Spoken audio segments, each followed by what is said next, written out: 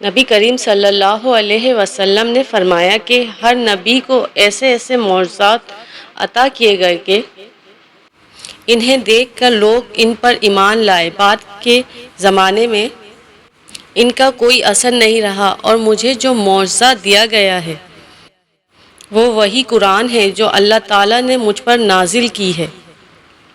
اس کا اثر قیامت تک باقی رہے گا، اس لیے مجھے امید ہے کہ قیامت کے دن میرے تابع فرمان لوگ دوسرے پیغمبروں کے تابع فرمانوں سے زیادہ ہوں گے۔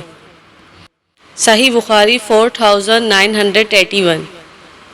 اللہ تعالیٰ نبی کریم صلی اللہ علیہ وسلم پر پے در پہ وحی اتارتا رہا اور آپ صلی اللہ علیہ وسلم کی وفات کے قریبی زمانے میں تو بہت وحی اتری، پھر اس کے بعد آن حضرت صلی اللہ علیہ وسلم کی وفات ہو گئی۔ صحیح بخاری 4982۔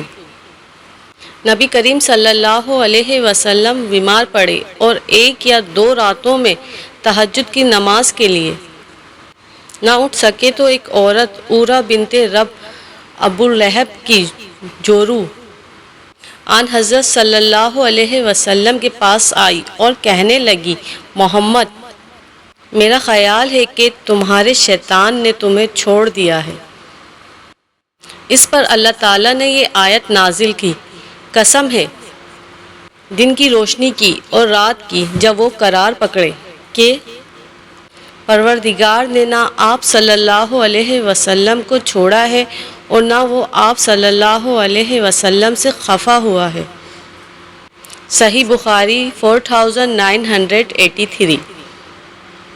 حضرت عثمان رضی اللہ عنہ نے زید بن ثابت، سعید بن عاص، عبداللہ بن زبیر، عبد الرحمن بن حارث بن ہشام رضی اللہ عنہم کو حکم دیا کہ قرآن مجید کو کتابی شکل میں لکھیں اور فرمایا کہ اگر قرآن کے کسی محاورے میں تمہارا حضرت زید بن ثابت رضی اللہ عنہ سے اختلاف ہو تو اس لفظ کو قریش کے محاورے کے مطابق لکھو، کیونکہ قرآن انہی کے محاورے پر نازل ہوا ہے۔ چنانچہ انہوں نے ایسا ہی کیا۔ صحیح بخاری 4984۔